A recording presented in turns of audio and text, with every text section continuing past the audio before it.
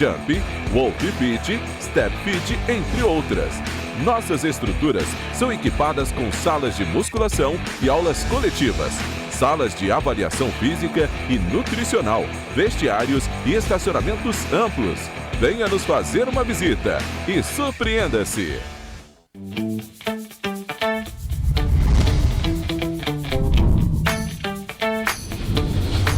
TVC, a TV do Correio da Manhã. Direto dos estúdios da TV Correio da Manhã em Petrópolis, começa agora o Correio Petropolitano Debate desta quarta-feira. Hoje daremos destaque à polícia e à política. O Fórum de Eficiência Energética foi aberto no Rio de Janeiro na última segunda-feira. O evento abordou as perspectivas de modernização na iluminação pública, soluções tecnológicas sustentáveis e a transição para cidades inteligentes. A Oktoberfest Petrópolis vai ter mais de 35 apresentações musicais nesta nova edição. O evento, que tem entrada gratuita, vai acontecer em 2 fins de semana, de 7 a 10 e de 15 a 17 de setembro. A Caixa Econômica Federal paga nesta quarta-feira o Bolsa Família aos beneficiários com número de inscrição social, UNIS, de final 4. E o Maracanã vai ter as vias do entorno interditadas para o jogo entre Fluminense e Olímpia pela Libertadores da América. A expectativa é que 65 mil torcedores compareçam ao estádio. O Ministério Público do Rio de Janeiro celebra um termo de ajuste de conduta com o Estado para que sejam convocados 2.000 professores para a rede pública de ensino até o fim deste mês. O diálogo com o objetivo de analisar os impactos políticos na estruturação das forças de segurança. Eu sou Richard Stolzenburg e o Correio Petropolitano Debate está começando.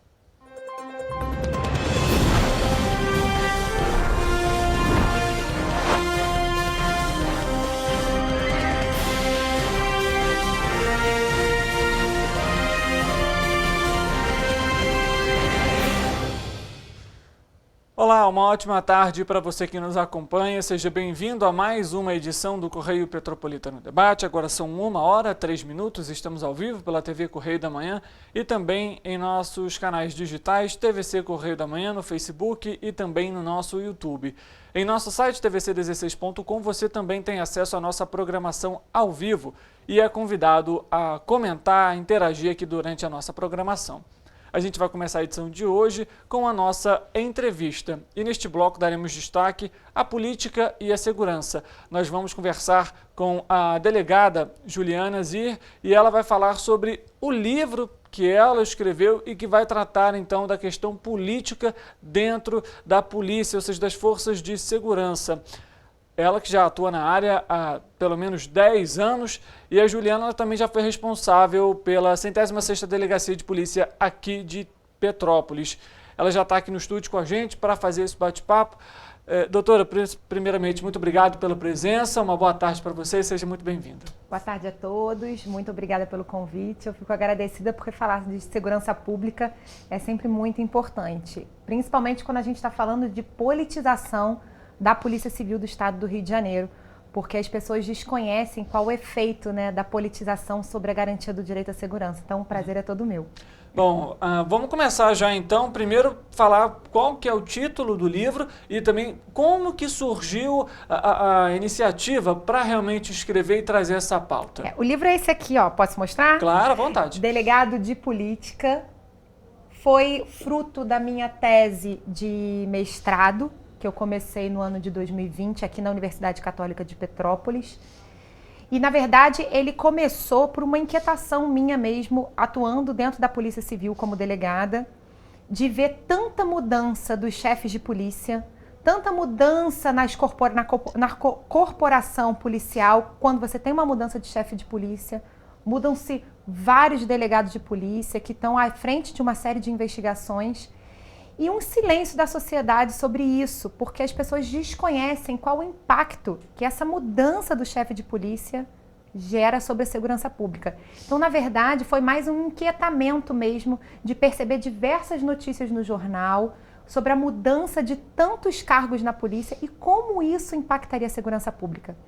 Então, o estudo foi muito direcionado para justamente estabelecer uma crítica e uma reflexão também sobre os critérios políticos de escolha do chefe de polícia, porque hoje o chefe de polícia, que é o secretário da Polícia Civil, né, ele é escolhido pelo governador do estado por critérios políticos. Esse critério político também gera a escolha do chefe de polícia, como não há nenhum critério objetivo na escolha dos delegados titulares, que são os delegados que estão à frente das investigações. Não existe nenhum critério objetivo. Esse critério político vai se disseminando pela instituição policial, pela atividade investigativa. E isso vai gerar, de fato, um efeito sobre a segurança pública, em especial sobre as investigações criminais.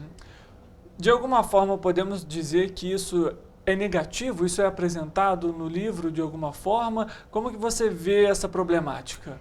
Pois então, um dos focos justamente do livro é estudar estatisticamente 3 anos de boletins informativos da produtividade da polícia para saber o impacto dessa escolha sobre as investigações criminais.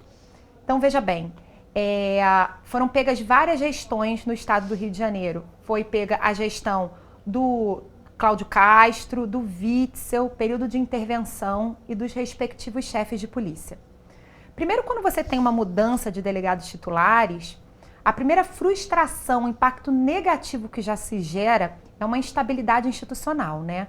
Porque nenhum dos policiais sabem aonde que vai estar amanhã, porque como não tem critério objetivo, esses policiais são transferidos e acabam rodando o estado do Rio de Janeiro inteiro. Isso acaba gerando também uma frustração na sociedade. Porque quando você é vítima de um crime, você tem a expectativa de que o delegado de polícia ele vai conseguir apurar aquela investigação criminal. Eu cito como exemplo no meu livro, inclusive, o caso Marielle Franco. Sim. Diante do assassinato da Marielle, toda a família, a sociedade, ela tem uma expectativa de que aquele crime seja resolvido. E vamos pegar como exemplo o caso da Marielle. Até o final do estudo, né, 5 delegados de polícia já tinham atuado nesse caso. Então, essa mudança constante de delegados faz com que se rompa aquela continuidade investigativa, aquela interação que existe com o Ministério Público. Isso também gera, de alguma forma, uma frustração à expectativa da sociedade. Então, primeiro, voltando um pouquinho, há sim um impacto negativo institucional, há sim um impacto negativo diante da expectativa que se gera para a sociedade, que é o que eu chamo no livro do impacto negativo no sistema de justiça criminal, porque o delegado de polícia, ele é um ator que está à frente das investigações. É essa a função do delegado de polícia, é conduzir uma investigação, o que aconteceu de fato no caso concreto.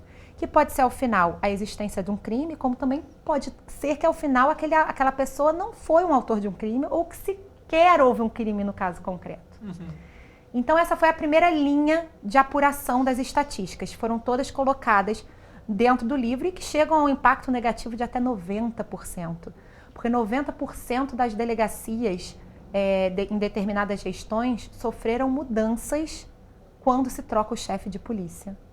E depois foi justamente averiguar se a produtividade investigativa diante da mudança de chefe de polícia, ela aumenta ou ela diminui.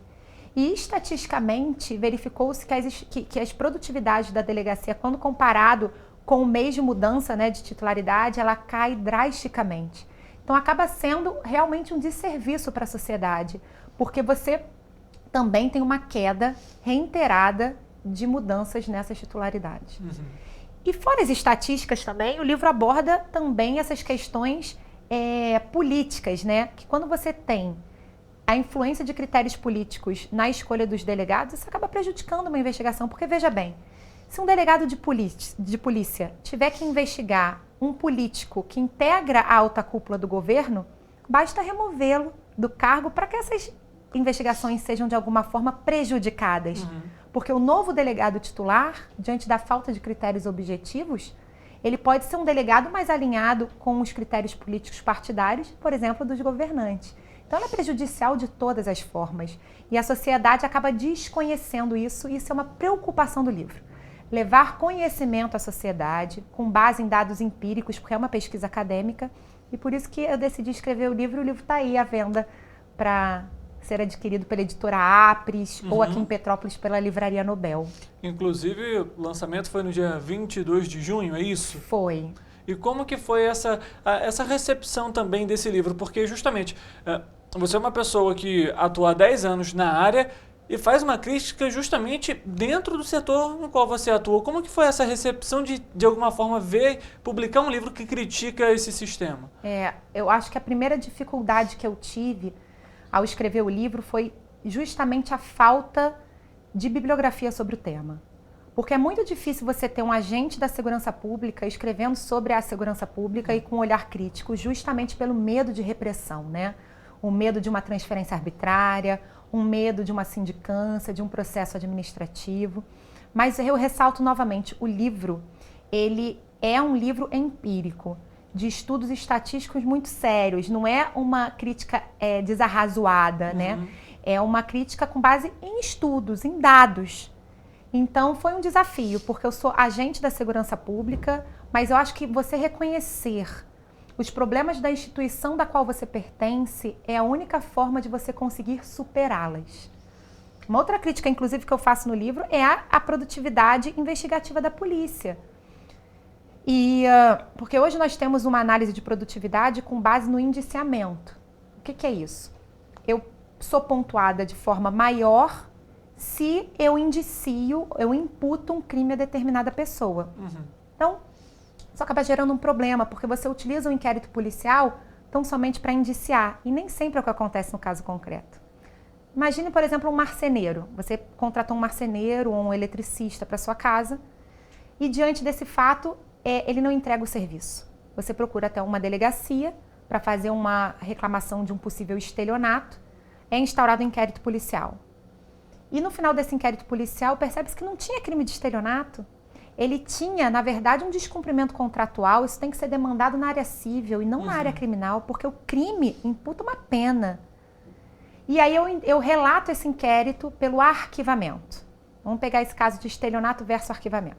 Se eu indiciar esse marceneiro por um crime de estelionato, eu pontuo na Polícia Civil. Não vou lembrar de cabeça os nomes, mas que seja 5 pontos. Mas se eu relatar pelo arquivamento, eu só pontuo 1. Então, a gente tem um sistema na polícia que acaba incentivando a utilização do inquérito tão somente para indiciar. Isso é muito pernicioso para a garantia da segurança pública, do inquérito como garantia do cidadão de que vai ser apurado no caso concreto que aconteceu. Então, o primeiro obstáculo é justamente realizar críticas à minha própria instituição, à apuração de investigação. O livro ele foi muito bem recebido no meio acadêmico, justamente por causa da falta de estudos. Foi recebido por algumas pessoas dentro da própria polícia de forma muito saudosa, porque consegue alcançar que o livro tem por objetivo justamente criticar a atual estrutura politizada, mas com o objetivo de se garantir blindagens institucionais. Porque quando nós temos esses dados expostos no livro tão prejudicial, acho que a sociedade fica mais consciente que a função investigativa tem que ser blindada da política. Política no sentido de usar a Polícia Civil para atender interesses políticos partidários. E a gente só pode alcançar isso discutindo a autonomia da Polícia Civil, a independência das investigações, porque como investigar políticos da alta cúpula do governo se a polícia ela está subordinada a esses critérios políticos? O que mais a gente vê na imprensa é isso, quando vai escolher o chefe de polícia, a intervenção da Assembleia Legislativa, intervenção dos governadores de estado. Então, o quanto isso acaba prejudicando a investigação. Mas, no final das contas, eu acho que é muito positivo, né? Quando consegue se alcançar que, na verdade, a gente tem que discutir essas garantias institucionais à Polícia Civil.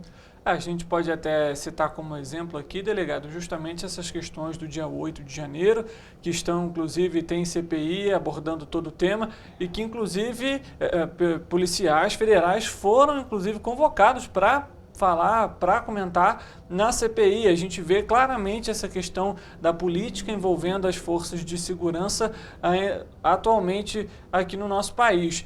Trazendo um pouco mais para o Rio de Janeiro, você que atua aqui no estado, como que você vê hoje a função da polícia dentro do estado e ainda tem sofrido muita influência política? Sim, imagine que quando eu escolhi esse tema no meu mestrado em 2020, eu não alcancei ainda, diante desses fatos das polícias rodoviárias, das polícias no Distrito Federal, Isso tinha acontecido antes, né? Sim. E o quanto hoje o tema está tão atual, né? Porque efetivamente acaba se usando as polícias para fins políticos partidários. Bem, eu posso falar da Polícia Civil, né? Porque eu sou delegada da Polícia Civil. E a politização da Polícia Civil, ela é muito frequente. Porque, como eu disse, ela começa com um critério político de escolha do chefe de polícia.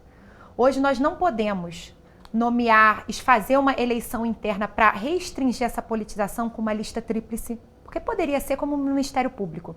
A instituição faz uma votação, faz uma lista tríplice, isso já restringe o poder do governador na hora da escolha do chefe de polícia. Estabelecer um mandato, porque se o chefe de polícia atuar de forma contramajoritária aos interesses políticos, ele tem um mandato, ele não pode ser retirado do cargo, e não é isso que acontece. Então hoje a gente está presenciando o ápice da politização da Polícia Civil, a gente está estudando a Polícia Civil do Estado do Rio de Janeiro, isso é evidente através das estatísticas, e ela se começa assim, através da escolha do chefe de polícia. Falta de blindagens, não tem mandato, não tem lista tríplice, não tem critério objetivo de lotação. O que a gente tem na Polícia Civil, não na Polícia Civil, a gente tem uma lei, a 10.830, que determina que quando o delegado de polícia ele é removido, esse ato tem que ser fundamentado. O que é isso? O chefe de polícia, ele tem que explicar por que ele está tirando um delegado, porque isso é prejudicial à investigação. Essa lei tem como objetivo proteger a função investigativa. E veja o que acontece na prática. No próprio livro, quando eu fui pedir o acesso à fundamentação das remoções que foram objeto de estudo no livro, a Polícia Civil, a própria Polícia Civil, decretou um sigilo absoluto sobre essas informações por 5 anos. Eu acho que veio pegando essa onda dos sigilos, né? E que foram decretados em âmbito nacional, na época do Bolsonaro, né? E acabou decretando um sigilo de 5 anos. Então, quando na verdade deveria haver a publicização desses critérios para que a própria população exerça um controle externo, foi decretado um sigilo absoluto. Esse despacho, né? Ele está dentro do livro, com essa determinação de um sigilo de 5 anos. Então, não se sabe, ainda, além do mais, lança-se uma cortina de fumaça, que só vem a corroborar que hoje a Polícia Civil ela vive um momento de influência político-partidária. Delegada, como que você também vê, nesse caso, o papel da população dentro desse tema? Justamente pelo que a gente acabou de comentar agora. Algo que, de alguma forma, é para ser público, se torna algo praticamente sigiloso, com poucos acessos. A população também tem sua parcela de culpa, digamos assim, nessa visão de não cobrar, de não estar ali atento a tudo que tem acontecido, principalmente quando se trata de polícia e de forças de segurança? Eu acho que um grande problema que a gente tem no Brasil é colocar a responsabilidade de segurança pública tão somente nas polícias. Eu sou a grande defensora do que a gente chama de segurança cidadã. Que segurança pública, ela se inicia nos bancos escolares. Ela perpassa pela saúde, pela educação. Ela perpassa pelas polícias, sim, mas também pelo cumprimento da pena, pelo processo judicial e até pela execução da pena, a integração desse sujeito posteriormente na sociedade. Mas ela envolve o cidadão. O cidadão faz parte da política de segurança pública. Uma modalidade que a gente pouco vê a participação do cidadão são nos conselhos comunitários de segurança. Nós, em Petrópolis, por exemplo, temos reuniões de conselho comunitário de segurança às últimas segundas-feiras do mês, às 7 horas. Poucos são a população que participa, os cidadãos. Então, nós precisamos colocar o cidadão numa situação de proativa na segurança pública. Porque a segurança pública está encadeada. Se você, por exemplo, não cuida da educação em tempo integral, se você não tem escola para uma criança e expõe ela a fatores de risco na rua, ela está muito provavelmente também exposta às drogas, a abuso sexual quando essa criança é cuidada por um vizinho. Então, quando você fornece, por exemplo, escola em tempo integral, você também acaba atuando na segurança pública. Sim. Porque você diminui o tempo de exposição dessas crianças a risco. Então, veja como está tudo interligado. A educação, com a saúde, com a atuação do cidadão, o cidadão que demanda iluminação pública, o cidadão que comparece na reunião de conselho comunitário e reclama que uma capina está alta, porque uma falta de capina, ela pode gerar ali uma zona em que, por exemplo, aumenta-se o índice de furto, é uma área sem iluminação pública, ali acontece maior incidência de crime. Isso tem que ser levado pela população. E a questão da politização é a mesma coisa. Quando se muda com tanta frequência um chefe de polícia, a escolha do governador, a população ela atua quando primeiro elege o próprio governador, né? Sim. E depois porque ela precisa cobrar isso. E ela pode cobrar através dos conselhos comunitários de segurança, cobrando explicações das investigações que estão em andamento e por que mudou-se tantos delegados. Então isso é muito importante. Delegada, a gente vê que é um assunto muito complexo e que envolve aí diversas vertentes e o papel, como a gente comentou aqui no início, das forças de segurança é justamente isso, fornecer para a população, né, para o público de modo geral. Teríamos solução para essas questões e é possível de acontecê-las ou pouco provável pelo sistema que hoje envolve tudo isso?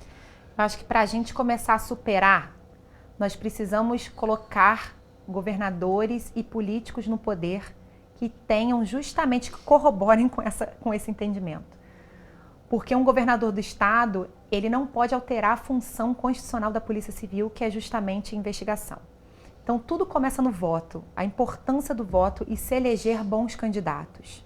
Depois eu acho que a mudança perpassa por uma mudança da própria mentalidade da população, de que segurança pública não se faz somente com polícia. Então precisamos sim de investimento na educação, precisamos sim de investimento em hospitais, precisamos sim de investimento na recuperação do preso e sistema prisional, porque se isso não houver esse investimento, ficar prendendo não é a solução. Prender e responsabilizar um autor do crime é importante, é uma das respostas, mas não pode ser o foco das políticas de segurança pública. Nós precisamos de educação em tempo integral, nós precisamos sim de investimento em sistema carcerário, que esse preso saia do sistema carcerário com um acompanhamento efetivo, para que evite a reincidência, com qualificação técnica para o mercado de trabalho, porque senão a gente está incentivando a reincidência. Então só quando isso tudo mudar, começando pelo investimento na educação, é que efetivamente a gente vai ter uma segurança pública melhor. É o que a gente chama de investimento nos fatores que geram a violência e criminalidade. Não é combater o crime tão somente, é os fatores que geram violência e criminalidade. Então, estudar a mancha criminal, por que aquele crime acontece em determinada localidade, por que essa incidência acontece e atuar já nos fatores que geram a violência e criminalidade. Delegado, como que você vê o papel do DEGASE hoje aqui no estado? É difícil opinar sobre um outro órgão, porque o DEGASE está responsável muito pela atuação infanto-juvenil, né? Sim. E eu vejo assim, que a atuação infanto-juvenil, a única forma de você atuar de forma eficaz é com a atuação preventiva. Eu sinto um caso concreto. Eu recentemente tive contato com um menino de 16 anos, que foi preso por tráfico de droga. Não é preso, ele foi apreendido, né? Sim. Que a gente fala para o menor. Era um menino que é um menino com TDAH, né? Ele tem um transtorno de déficit de hiperatividade e não tratada pela rede pública. Não tem acompanhamento psicológico, não tem acompanhamento de medicamentos, de terapias que precisaria o TDAH. E ele percebeu que a utilização de maconha acalmava ele. Mas não tem dinheiro, porque não trabalha ainda, só estuda. E o traficante, percebendo que ele usava maconha para acalmar a hiperatividade, aliciou esse menino para segurar a droga e em troca ele dava um cigarro para ele de maconha. Veja bem, esse menino, que é um usuário, por conta de um TDAH não tratado, ele acabou sendo preso pelo crime de tráfico de droga. Ele foi internado recentemente. O que acontece? Esse menino saiu muito pior do que ele entrou. Porque o que ele precisava, de fato, não era uma atuação de internação criminal, não era porque ele só tem 16 anos, é usuário, na verdade. Ele precisava, sim, de um tratamento para o TDAH, precisava da medicação adequada, precisava de terapia. Então, é total omissão do Estado nos fatores que geram a violência e criminalidade. Falta de escola em período integral desse menino. Então, a mãe, quando estava trabalhando no plantão, porque a mãe é enfermeira, esse menino não tinha com quem ficar, e aí acaba ficando na rua por mais tempo. Então, eu vejo hoje que é difícil falar da atuação do DEGASE, mas o que eu quero deixar claro é o seguinte, que, na verdade, não é a atuação das polícias, do DEGASE, é a atuação nos fatores que geram violência e criminalidade desses jovens, ainda mais com jovens. Os jovens eles estão iniciando a vida. É justamente ali que o Estado deveria ser mais presente. Presente com fornecimento de cursos técnicos. Pegar essa molecada e ensinar um trabalho. A inscrição nos jovens aprendizes. Porque muitas das mães têm dificuldade porque elas não têm internet em casa. A gente joga a responsabilidade para as mães. Porque a mãe não inscreveu nos jovens aprendizes. Não sei.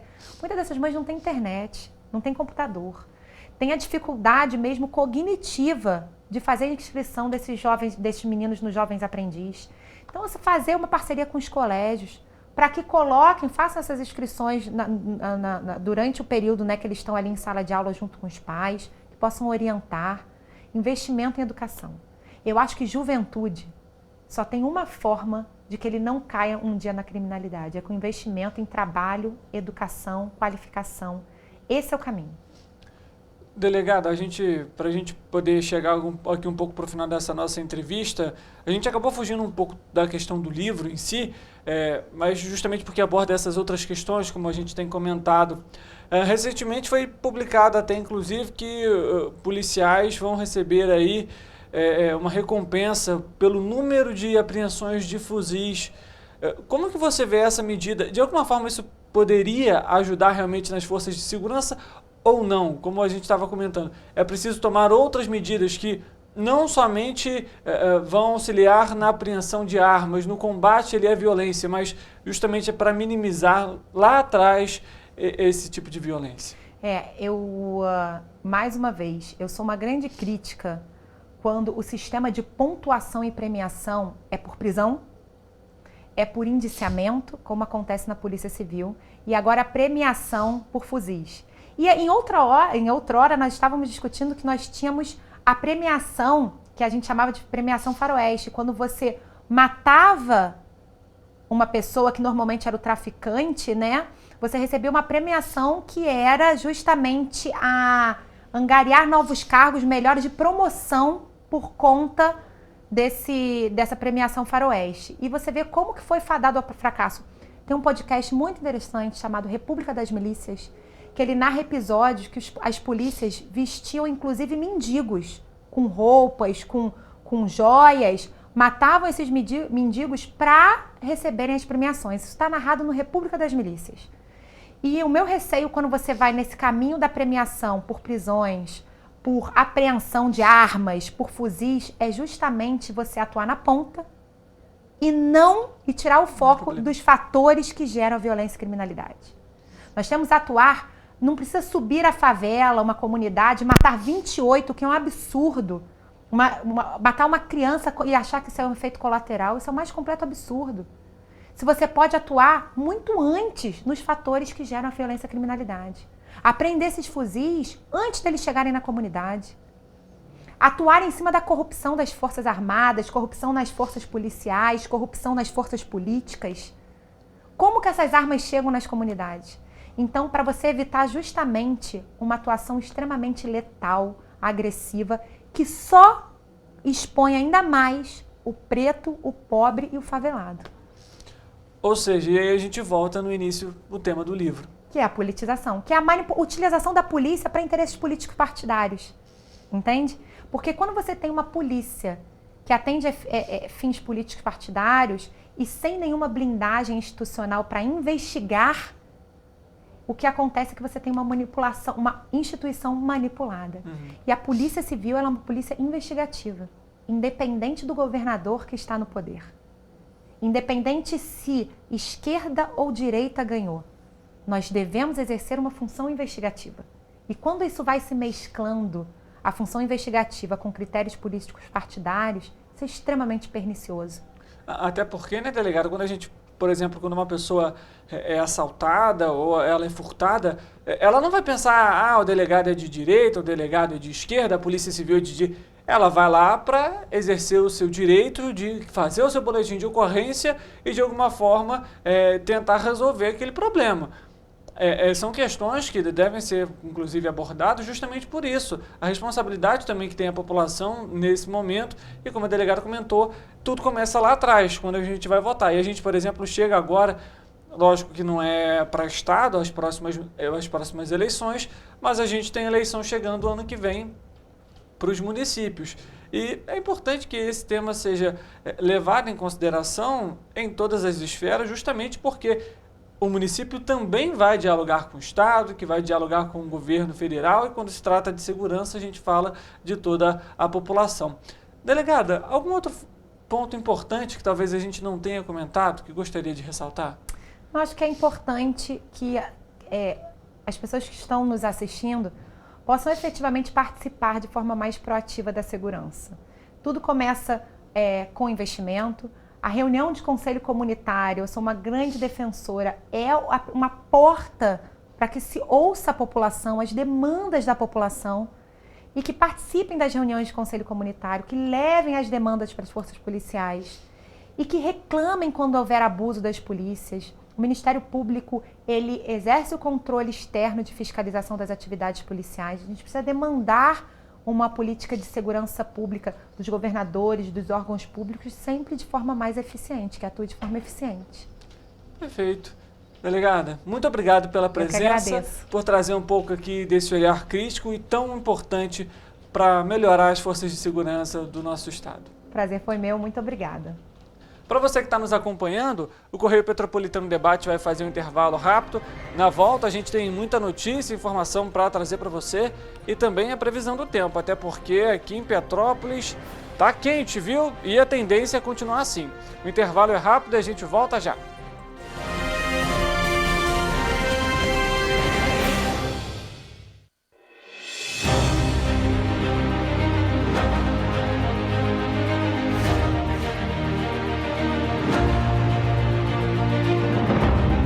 Jornalismo de direita.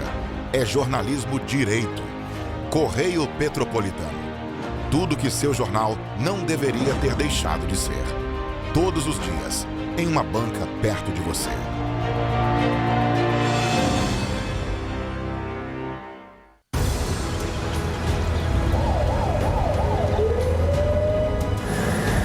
O governo do estado do Rio já investiu mais de 8 bilhões na saúde.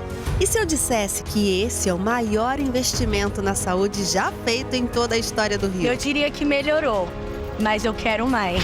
Depois de 3 anos parados, os mamógrafos móveis estão de volta. Pra gente cuidar melhor das mães e dos bebês. O governo do estado também está investindo na saúde especializada. Porque se o problema é complicado, mais atenção ele precisa. Melhorou, mas para a saúde a gente sempre quer mais. O importante é que a saúde esteja mais perto das pessoas. Por isso, todas as regiões do Rio recebem a mesma atenção. Melhorou, mas eu ainda quero mais. O governo do Rio de Janeiro também quer. Então pode ter certeza, o trabalho e os investimentos vão continuar. Governo do Estado do Rio de Janeiro. Rio de Janeiro, atração o ano inteiro. Tem descanso, tem folia, noite e dia.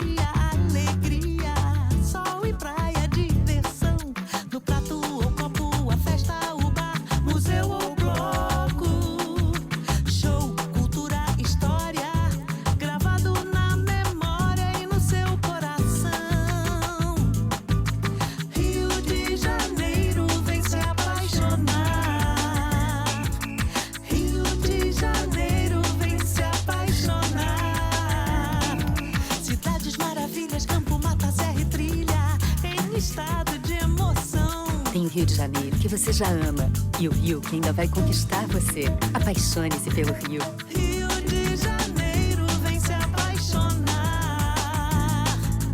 Rio de Janeiro, vem se apaixonar. Governo do Estado do Rio de Janeiro. Para ter mais qualidade de vida, conte com a maior rede de academias de Petrópolis. Aqui na Corper, com uma mensalidade, você utiliza todas as unidades. Centro, Bingen, Itamaraty e Itaipava. Com planos a partir de R$ 84,00, a academia oferece ambientes modernos para você cuidar da sua saúde com segurança. Os espaços contam com dezenas de aparelhos de musculação, diversos equipamentos para aeróbico e funcional. Além, é claro, de profissionais qualificados e uma extensa grade de aulas coletivas, que inclui dança, bike, jump, wolf fit, step fit, entre outras. Nossas estruturas são equipadas com salas de musculação e aulas coletivas, salas de avaliação física e nutricional, vestiários e estacionamentos amplos. Venha nos fazer uma visita e surpreenda-se! Minha mãe é socorrista do SAMU. Ela trabalha muito ajudando as pessoas. Ela tá sempre pronta para atender todo mundo, em todo canto da cidade. E para atender as pessoas com mais agilidade, agora tem até moto, a motolância, e helicóptero também. Ela me contou que agora o Rio tem muito mais SAMU. É verdade, o SAMU mudou para atender melhor, para chegar mais rápido. O governo do Rio inaugurou mais bases 24 horas, contratou mais socorristas e mais equipamentos. E sabe o que mais? Agora tem SAMU em todos os municípios do Rio. Porque nós, do governo do estado, colocamos as contas em dia e investimos mais de 87 milhões de reais nesse serviço que é essencial, o nosso SAMU. A saúde merece sempre mais. Então, pode ter certeza, o trabalho e os investimentos vão continuar. Governo do Estado do Rio de Janeiro.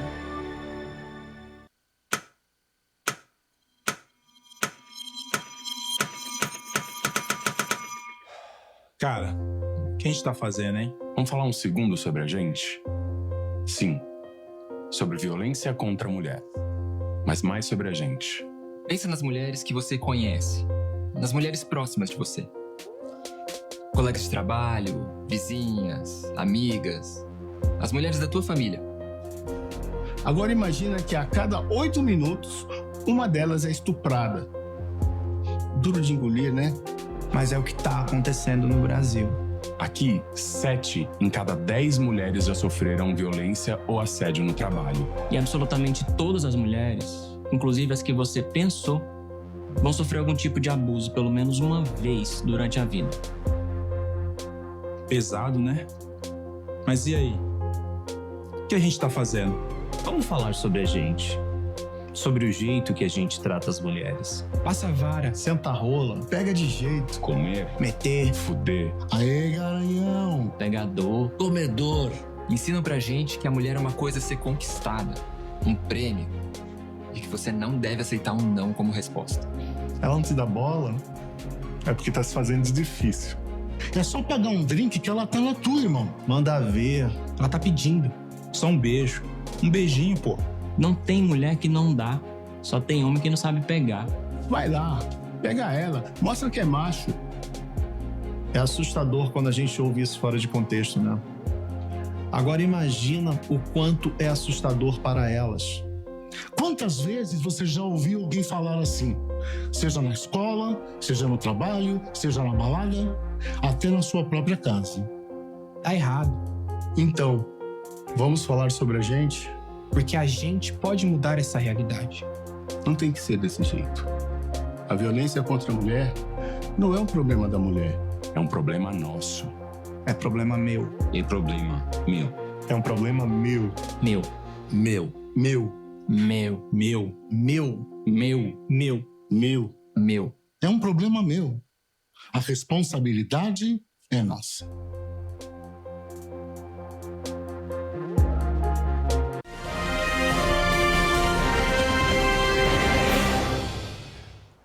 Correio Petropolitano Debate de volta, a gente vai dar início agora então ao nosso noticiário.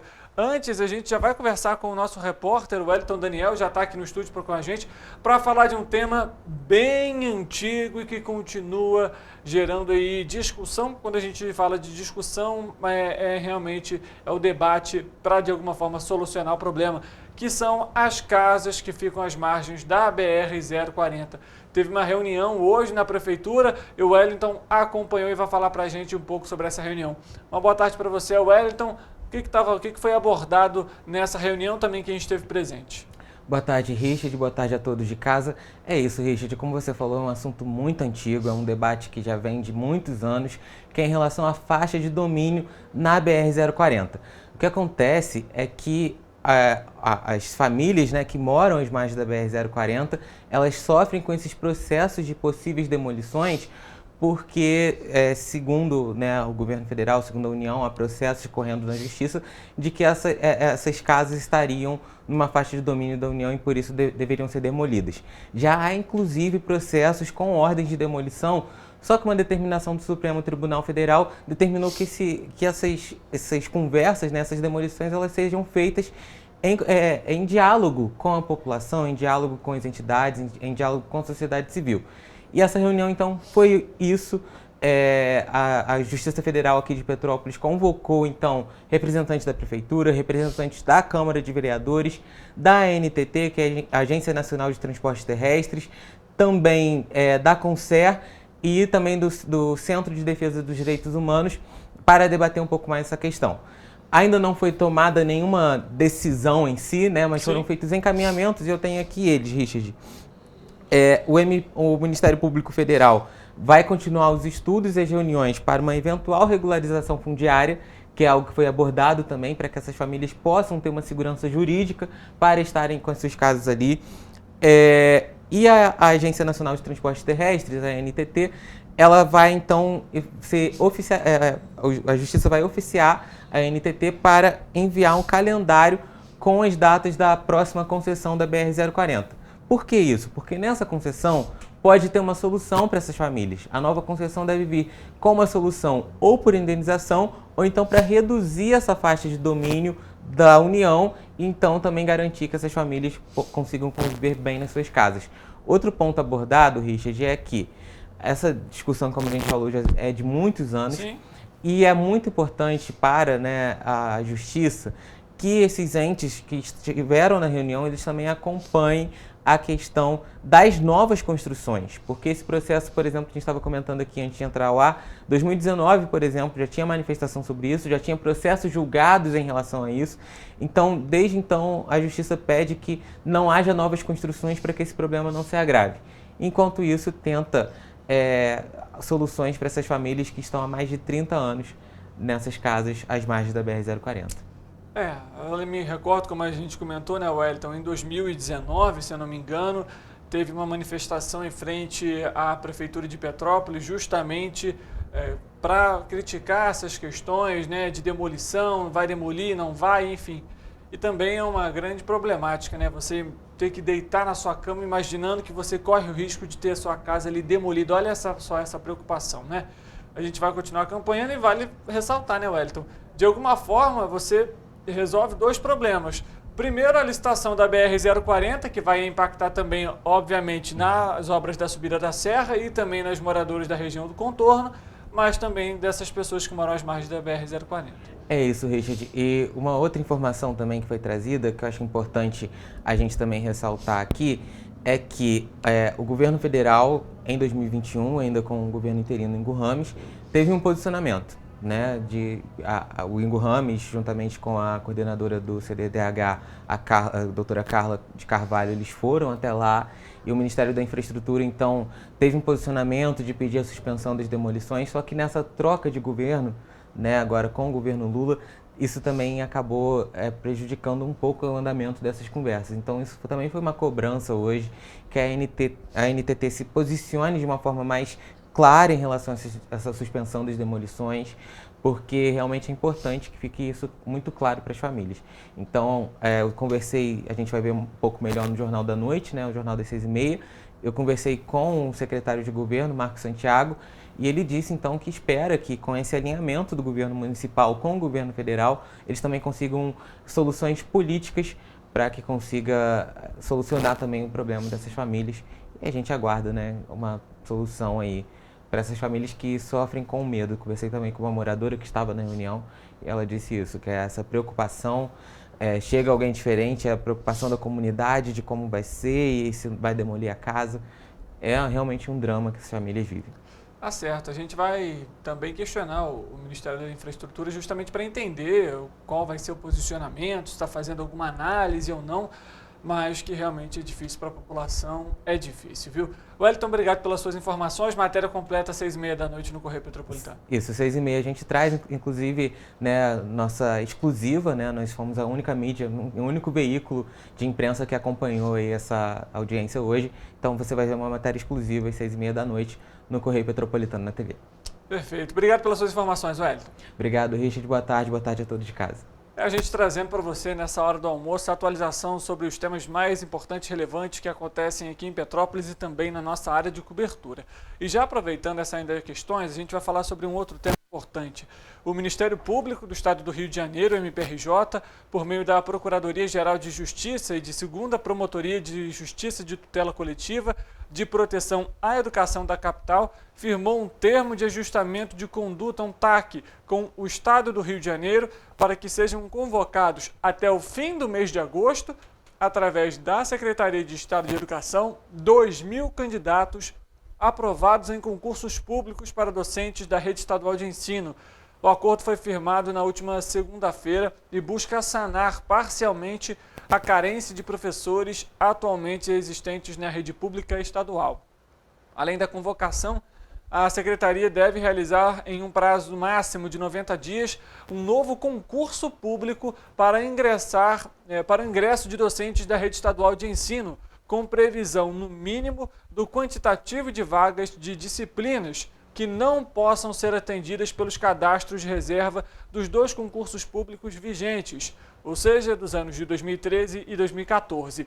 O Estado também deve manter ativo o processo de contratação temporária de professores por meio da renovação de contratos ou de novas contratações, até que seja concluído o novo concurso público. O governador Cláudio Castro participou na última terça-feira da abertura do Fórum de Eficiência Energética, que foi promovido pela Secretaria de Estado de Energia e Economia do Mar, em parceria com a Associação Brasileira das Concessionárias de Iluminação Pública. O evento foi realizado no Palácio Guanabara, a sede oficial do governo, e discutiu pela manhã temas como políticas públicas de eficiência energética para as cidades, concessões de iluminação pública, tecnologia e também parcerias público-privadas. É uma honra enorme de estar recebendo esse seminário aqui. A questão energética hoje é fundamental quando a gente vai falar em desenvolvimento do nosso Estado. Não tem dúvida que o Estado do Rio de Janeiro hoje está pronto para fazer esse debate. A Secretaria de Energia está pronta para ser essa indutora de políticas públicas e o Estado hoje voltou a ter a credibilidade.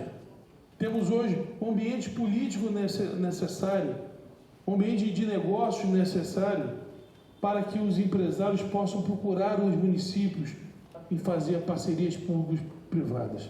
E aqui a Secretaria de Energia se coloca como esse elo de entregar para a população exatamente toda a qualidade de vida que nós temos aqui na capital, mas que possa chegar em todos os rincões do nosso interior. Todos um bom seminário, com certeza advirão muitos frutos e muitos resultados aqui em parcerias público-privadas, que é o sucesso exatamente com o Estado e com os governos municipais.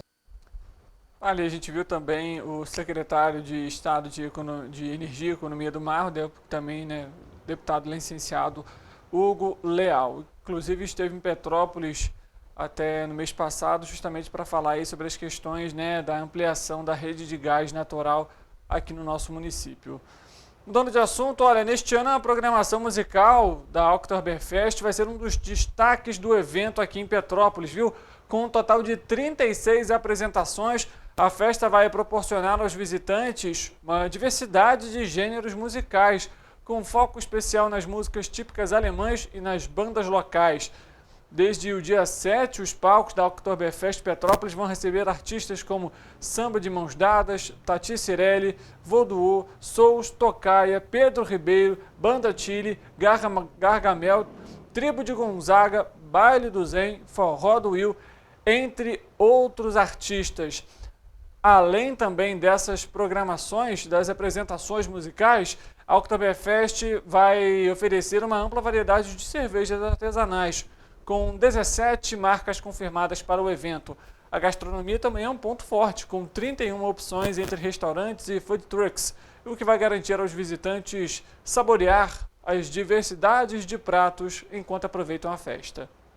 O evento vai ocorrer de 11 da manhã até a meia-noite, proporcionando aos visitantes a oportunidade de aproveitar todas as atrações ao longo do dia e também da noite, com um local de fácil acesso e estacionamento, até porque o evento vai ser realizado no parque e com entrada de R$10. Lembrando, Parque Municipal Prefeito Paulo Ratz em Itaipava.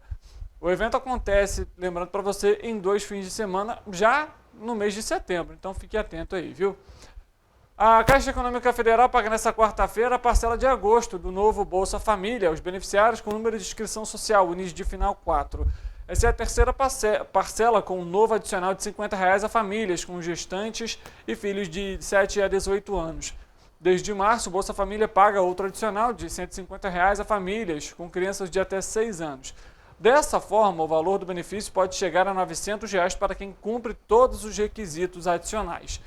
O valor mínimo corresponde aos R$600, mas com o novo adicional, o valor médio do benefício é de R$ 686,04.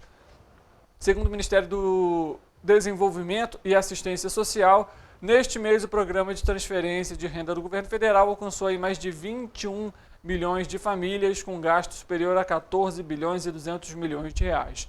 Desde julho, passou a valer a integração dos dados do Bolsa Família com o Cadastro Nacional de Informações Sociais, o CNIS. Com base no cruzamento de informações, mais de 99 mil famílias foram canceladas do programa por terem renda acima das regras estabelecidas pelo Bolsa Família. O CNIS conta com mais de 80 bilhões de registros administrativos referentes à renda, vínculos de emprego formal e benefícios previdenciários e assistenciais pagos pelo INSS. Olha só, o PROCON Estadual do Rio de Janeiro recebeu 516 reclamações desde que a empresa 123 Milhas anunciou a suspensão dos pacotes da linha Promo de setembro a dezembro deste ano. As reivindicações no estado do Rio foram feitas ao PROCON online e ao site consumidor.gov, depois da medida da empresa. O PROCON notificou a 123 Milhas em busca de esclarecimentos e orientou os consumidores sobre os direitos. A companhia de viagens terá até hoje para responder à notificação da autarquia, uma vez que no processo administrativo os prazos são contados em dias úteis. O coordenador do PROCON, Cássio Coelho, comenta sobre essa ação. Vamos acompanhar. A medida da empresa 123 Milhas pegou os consumidores e os órgãos de proteção ao consumidor de surpresa. Imediatamente aqui no PROCON estadual, tomamos a iniciativa de notificar a empresa para apresentar as justificativas da medida, quais as providências está propondo e os canais de atendimentos oferecidos para facilitar a comunicação com os consumidores. Orientamos aos consumidores com viagem no período anunciado que, inicialmente, entrem em contato com a empresa, solicitem as informações do que está sendo proposto, verifiquem se a proposta atende para ser feita uma conciliação e registrem toda a comunicação com a empresa através de e-mails, protocolos e mensagens. Se o consumidor entender que o que foi proposto pela empresa trará um prejuízo em relação ao que foi contratado, pode registrar uma reclamação no PROCON estadual, pois além do procedimento administrativo já iniciado, a autarquia abrirá um procedimento específico para cada consumidor. Caso o fornecedor não cumpra a oferta ou não forneça alternativas que atendam ao consumidor, será multada. Importante esclarecer que, segundo o artigo 35 do Código de Defesa do Consumidor, o fornecedor não pode ofertar apenas o voucher como opção de solução do problema do pagamento, já que legalmente essa escolha deverá ser feita pelo próprio consumidor, que deverá ter as opções de receber a quantia paga monetariamente corrigida, receber o serviço equivalente ao contratado ou até mesmo o cumprimento forçado da oferta e, caso o fornecedor venha ignorar essas opções, a livre escolha do consumidor, alterando o contrato de forma unilateral, incorrerá em prática abusiva prevista no artigo 39 do CDC e, como disse, ela será multada. Situação delicada, né? As pessoas aí já com viagem marcada, tudo planejado e de repente tem um cancelamento da viagem, situação complicada, né? O Ministério Público do Estado do Rio de Janeiro, o MPRJ, por meio da Promotoria de Justiça de Investigação Penal de Nova Friburgo, realizou na última terça-feira uma ação para o cumprimento de mandados de busca e apreensão em um frigorífico localizado no bairro de Amparo, no município, onde se comercializava carne imprópria para o consumo e também seriam praticados crimes de agiotagem e haveria arma de fogo. No local foram apreendidos uma pistola 9mm sem registro, 640 quilos de carne imprópria para o consumo e queijos em situação irregular. Foram apreendidos ainda diversos cheques. Os mandados foram cumpridos com o apoio da AGAP do MPRJ, ou seja, o Grupo de Apoio aos Promotores da Polícia Civil, por meio da 151ª Delegacia de Polícia Técnica e da Vigilância Sanitária Municipal.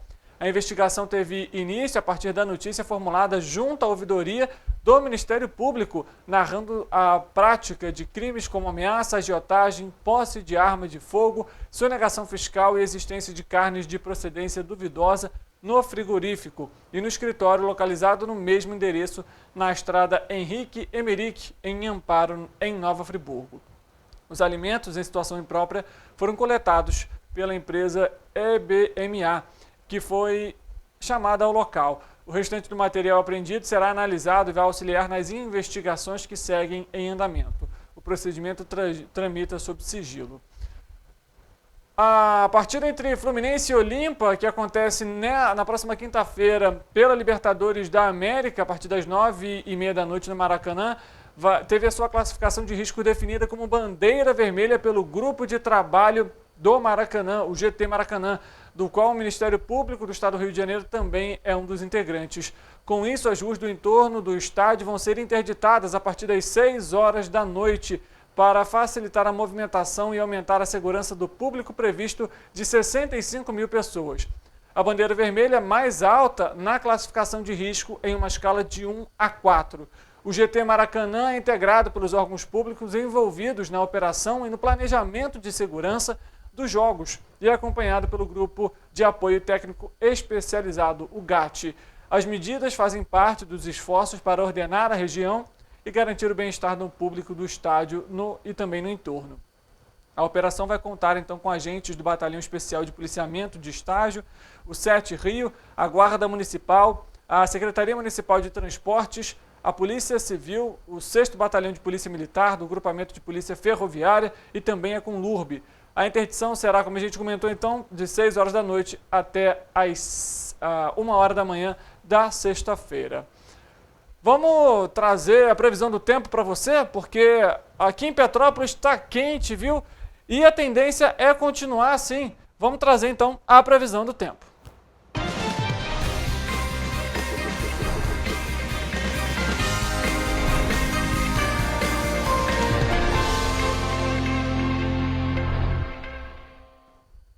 E vamos fazer o link já com o nosso repórter Eric Portela, que vai trazer as informações para a gente.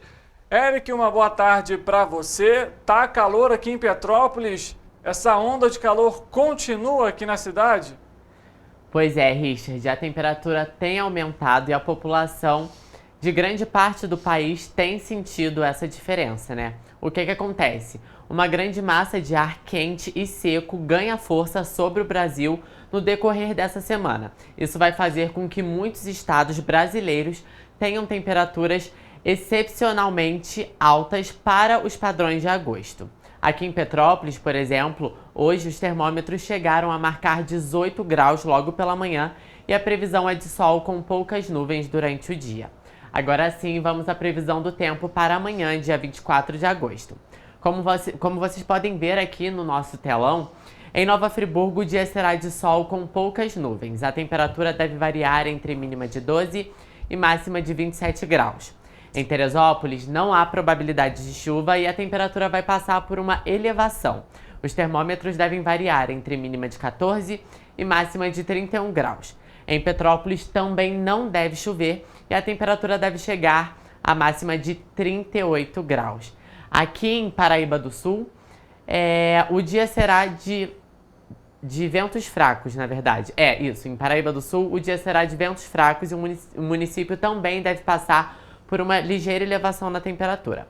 Partido Alferes, os termômetros devem variar entre mínima de 16 e máxima de 32 graus. O dia será de poucas nuvens no céu e sem probabilidade de chuva. Em Três Rios, a quinta-feira será de sol com poucas nuvens e névoa seca. Os ventos serão fracos e a temperatura deve variar entre mínima de 15 e máxima de 33 graus. Bem, a gente já consegue perceber que as temperaturas subiram consideravelmente de semana passada para essa semana, mas a grande expectativa das pessoas é saber se o calor vai permanecer para o final de semana ou não. Qual que é o seu palpite, Richard? Olha, eu vou torcer para que sim, viu? Eu particularmente, como eu comentei ontem, eu gosto de calor. Agora está uns 29 graus, clima para mim um tanto quanto agradável, Érico Portela. Vamos ver como que fica então até o fim de semana. Obrigado pelas suas informações. Ainda nesse tema, a Defesa Civil do município emitiu às 11 horas desta quarta-feira um aviso meteorológico com vigência até às 18 horas, até às 6 horas da noite de quinta-feira, em uma função de uma massa de ar quente e seco que influencia o tempo aqui em Petrópolis. A Secretaria também alertou a umidade relativa do ar, que pode chegar aos 20% ao longo do período de vigência deste aviso meteorológico. Assim a gente termina o Correio Petropolitano Debate de hoje. Muito obrigado pela sua audiência, pela sua companhia. A gente volta amanhã, 1h da tarde, e é claro, você é o nosso convidado especial. Uma boa tarde para você, amanhã a gente se vê.